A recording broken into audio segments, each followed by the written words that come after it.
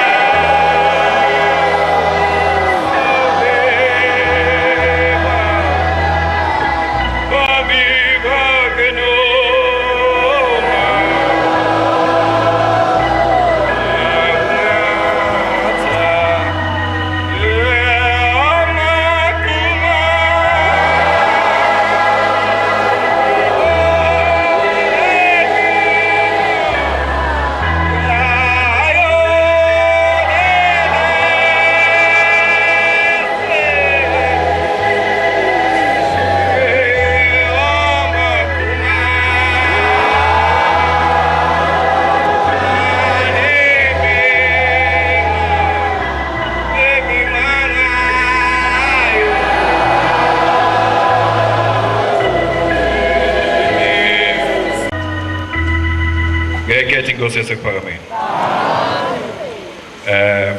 Bantwana basezulwini, ngiyabonga kumshumayeli nakuba nje ngingajwayele ukuthi ngiguqe ngikhulume, kodwa ke uma ngabe seliphuma ilizwi ayikho indlela ukuthi ngibaleke.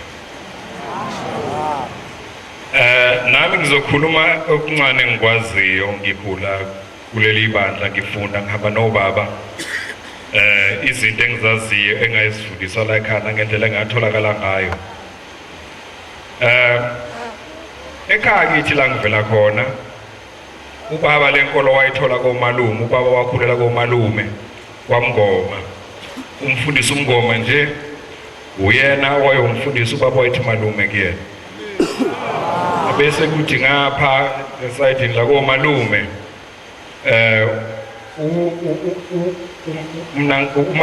umalume kwaMzimela. Kusho ukuthi ke umalume kama umfundisi uNkwanyana. Kusho ukuthi ke ekukhuleni kwami ke kule nkolo ngakhula ngaze ngaba mdala, sikhule eshaya insimbi leKuphakameni ezansi kwaze kasuka ingxakanxake sakhuphuka sayibuhleni. Umama nobaba babengabathola abantwana. Wayeseyahamba umkhulu uMzimela wayocela enkosini ilanga ukuthi umntana makabathola abantwana. Sasesitholakala ke thina ekhaya njengoba sikhona nje su-8 ekhaya la ngivela khona. Sase siyakhula ke, ekukhuleni kumuntu ke uyakhula awubona umhlaba, uyakhulela enkonzweni ngoba abazali bakhonza khona, bese uyakhula nawe, bese ukuthi mawusuyigulele bese amehlo akho ayavuleka, bese uyazibhekela wena ukuthi le nkolo iyahambisana yini ney'nkolelo zakho nezinto zakho ofuna ukuzazi empilweni ngobuwena. Ngithe mangikhula ke nami ngase ngibona lokhu ukuthi inkolo lena ivula amehlo abantu ngemvelaphi yabo nangenkolo eze ngenkosi yasePhakameni umqalo wendlela. Iyahambisana nami le nkolo, inhliziyo yami ayizange isuke kuyo, ayikho enye inkolo engingangena kuyo ekukhuleni kwami, ngihlale kuyo le ngize ngibe ngaka nje. Nami ke ngithe sengimdala ngazibona izinto uShembe ezenza empilweni yami. Nathi uqala kwami ngase emshadweni wami abantwana babengekho, abazange kwaphela 2 years nje abantwana singabatholi. Sase siyahamba siye emoyeni ethempelini lasemoyeni ngapha la ngangisabatha khona. Ngafike ngacela umntwana, ngikhumbula akumina ngacela umntwana, unkosikazi wami wahamba wocela umntwana.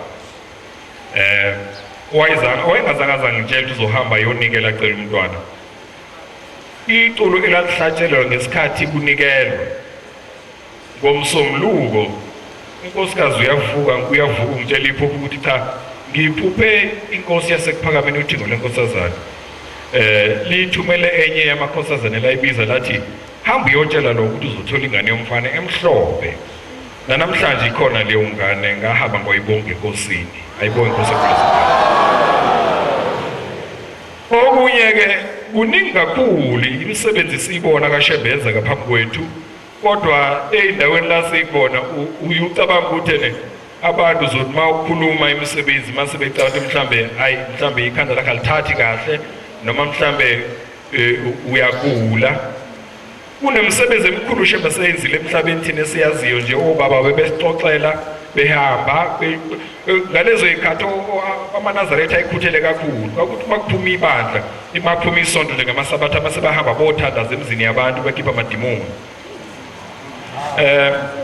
Ngelinye ilanga enye injumayelo esazizwa sikhula kuleli bandla, kwakukhona omunye umama wangapha empangeni. Lo mama wayesebenzela umlungu, lo mlungu lona wayecebe kakhulu, wayene-private jet lo mlungu ayipaka laphana eRichards Bay. Abazi nje indawo kaZulu bazowazi into engikhuluma. eRichards Bay ngapha ubepaka khona ijet yakhe, ubeyipaka khona lo mlungu. Esetshenzela omunye umama wayeyiNazaretha. Kwakuseyisikhathi senyanga yezulu. Lo mama lona besethi umlungu wakhe sizohamba sivakashe siye eMauritius ngapha, sivakashe nabantwana. Ngizofuna ukuthi ngihambe nawe khona uzokwazi ukuthi ugade abantwana. Bese lo mama, hawu mina ngathi lo mlungu wena ngifuna ukuhamba nawe. Lo mama bese phuthuma hambe yobika enkosini athi baba umlungu wami ongiqashile ufuna ukuhamba nami aye emaholidini. Bese ithi inkosi ngalelo langa azohamba ngalo ungayigqoki icathulo. Hayi ihambe insuku lifika ilanga lokuhamba, bese kuyapakishwa lana impahla kuzohanjwa kuyo manje la khona iBhano Emirates laphana nje e-airport yase-Richards Bay. Bese lo mlungu, hawu ake ungitshele awuyigqokile ngani icathulo. Bese lo mama angazi uzoyichaza kanjani lento, azibe nje ambuze athi hawu Miriam awuyigqokile ngani icathulo. Athi hayi akulungile ayinkinkingi, azamiyeke lo mlungu. Bahambe baye airport, bafike bathatha iplane. Lo mlungu wayeyipilot vele, ayishayelelela bahamba baye eMauritius, bahamba nabantwana umndeni wonke, wayinabafana ababili lo mlungu. Uyafika laphana ufike iyahlala ngiyangcetshela kobetlela olwandle. Lo mama bese ehlala la olwandle agade lezi zingane zabafana ezimbili. Unkosikazi nendoda yomlungu bahambe bayobhukuda, bamshiyela lo mama egade ingane. Elokhu egade ingane, lo mfana omunye agijima afuna ukungena emanzini, alokhu emnqanda lo mama. Kanti uzothe ebheke eceleni bese egijima lo munye umfana afika angena olwandle, limthatha ulwandle lihambe naye. Hayi ifunwa ingane, kubizwe abantu abatakulayo la olwandle. Ifunwa ingane izithola emva kwey'nsuku ey'mbili siyishonile ingane. Akhala umlungu athi kodwa mina ngikutshele ngathi gade ingane, ingakho nje ngithe ngiza nawe la khona uzogada ingane. Bese hayi linqamukeka iholidi kanjalo, bese kubuyele emuva-ke manje. Kubuyele emuva nje sekusele ingane eyodwa, le enye siyisidumo siyifila athi umlungu ngizoyingcwaba khona la, ngizoyingcwaba khona le empangeni la ngivela khona. Lo mlungu wayenomuzi empangeni edrobheni. Lo mlungu lona kuthi uma kubuyela endleleni bebuya bele emoyeni bendiza, lo mlungu avele asuke ayeke ukushayela laphana ngoba phela iBhano uyakwazi ukufaka i-auto cruise bese leyihambela. La wasuka lo mlungu wazobamba lo mama, wavula umnyango wamphushela ngaphandle. Wamphusha lo mama wahamba. Uthi engqondweni yami ngase ngitshela ukuthi sengifile vele, ngoba ulwandle mawusuka phezulu kakhulu lifana njengamadwala malishaya, mawuzoshaya ikhanda lakho lishaya kakhona ngoba usuka phezulu kakhulu. Wahamba lo mama, uthe lo mama ngisemoyeni wayesebona kuqhamuka inyanga yezulu iphethe ishidi. Yasidlala leli ishidi, yadlala phezu kolwandle. Lo mama uthe mayehla wafika wathi cha baba, wayisema phezu kweshidi. Wama phezu kweshidi lo mama, bathi mabefika nabantu abatakulayo bayihambela nje, bapatrola lo lwandle, babona umuntu umile emanzini kodwa lo muntu akacwili. Abaliboni bona ishidi, yena uyalibona. Uyafika lo mama uthene ngicela ningisize, bathi uvela phi mama? Athi ngivele eSouth Africa. Athi kuphi nase South Africa? Bathi empangeni. ngapha kwaZulu bathi hawu manje ufike kanjani ayichaza yonke indaba hayi bamthathe lo mama bamuse embassy yase South Africa ngale bafike bathi nekhake i-address ithini uyazi i-address yalapho usebenza khona bathe bathi lo mlungu yamazi ngamkhomba bathe ngamkhomba hawu amaphoyisa ahamba nawo abuya wanikezela amaphoyisa nase-South Africa ahamba namaphoyisa azafika emzini kwalo mlungu bangqongqoza bathi babengqongqoza base bemfihla lo mama bathi kunomama esimufunayo lana kuthiwa esebenza la ekhaya bathi ubele emgabala bathi hawu asimazi washona phi lo yabazi abantu abamnyama bayasebenza bahambe bashiye basebenza bahambe bese bethi awume kanjalo-ke khonto esingukukhombisa yona bese bemlanda lo mama bathi uyamazi lo hawu indoda vele iquleke yafa ngaleso sikhathi manje-ke endabeni engekuyona ukuthi wathi uma ihamba lo mlungu kwase kusela unkosikazi wesele nengane yodwa lo mlungu kwase becabanga ukuthi asohambe e-South Africa ngoba sezivele ingemegeme nje bahamba babuyela phesheya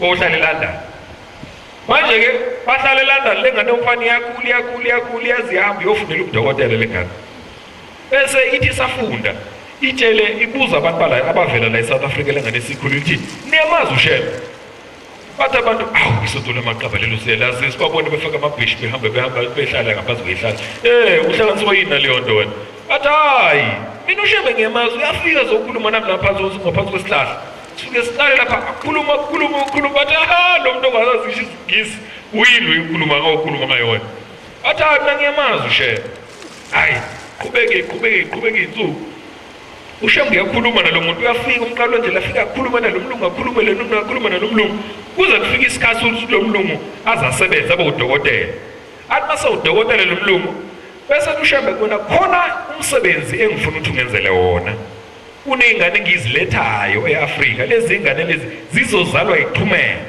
ngifuna kube uwena oyihlukwanisayo lezi ngane ngoba ubaba kunesikweletu wayefuna ukubulala umuntu wami manje kuhambe bese kufika incwadi kulo mlungu ilokhu ifika le nkulumo bese kuze kufika isikhathi kuthiwa emsebenzi kuthiwa kufuneka udokotela ozohamba yohlukanisa iy'ngane eseyizelwe e-South Africa athi lo mlungu cha ngoba mina ngisanda kuqala ukusebenza angiqualify ukuthi kuyokwenza into efana leyo bese kuthiwa hayi bo bafuna wena athi mina ngihlanganiswa yini naleyo hayi umlungu ngakusasa avuke ekuseni afike uShembe ahlala ngaphansi kwesihlahla athi woza la mntanami ngifuna ungakhathazeki ngizobe nginawe ngizokuchazela ukuthi wenze kanjani nangempela lo mlungu weza la e-South Africa wazohlukanisa lezo y'ngane kwakumphono ngumphonyana manje sengisho ukuthi-ke uShembe akekho kuphela e-South Africa uShembe uhambela umhlaba wonke yiyo-ke leyo msebenzi kaShembe nami engayikhuluma na ukubona ukuthi nalabantu abasesebasha mhlawumbe nabangabazayo ukuthi le nkolo ime kanjani mina ngingaqoshize ngokuthi nje engikwaziyo mina kunabantu akona bonke abantu abanenhlanhla yokubona imisebenzi yenzeka phambi kwabo futhi kwesinye isikhathi ungakufisi lokhu ukubona ngoba indlela ukuhamba kwakho enye insizwa yathi ihleli ilanga lamalanga lenze sasibona ithena hawu ngibona amakhosazana akhuphuka la esiphongweni senkosi yasephakameni amakhosazana ephethe isigubhu ekhuphuka yathi inkosi hayibo le ngane ibona imfihla sezulwini thatha kufuna ngiyihlambulule thatha mazi ngiyihlambulule ngoba into enjalo akufuneka uyibona kwesinye isikhathi uyahamba manje uNkulunkulu kaShembe uma umbizile uyakuzwa la ukhona kunamacala amaningi obaba kukhula bawashiya bawenza asinawo amandla ukuthi siwahlawule ngoba amanye asiwazi uShembe ufikele lokho emhlabeni ukuthi azosisiza ukuthi asenzele izinto zibe lula ngiyacela-ke inkosi yasekuphakameni nabantu abenza kule nkolo bezele ezinye izathu ezizinto zabo bangadideki kule nkolo uma uze khona fika ukholwe uyithobe le nkolo ihambisana nenhlonipho mawehlisa umoya ubiza uNkulunkulu kuphela ungangeni ey'ntweni ezinye futhi ungafisi ukukhetha ube nesikhundla iyashisa le nkonzo inkosi kusise nekusweni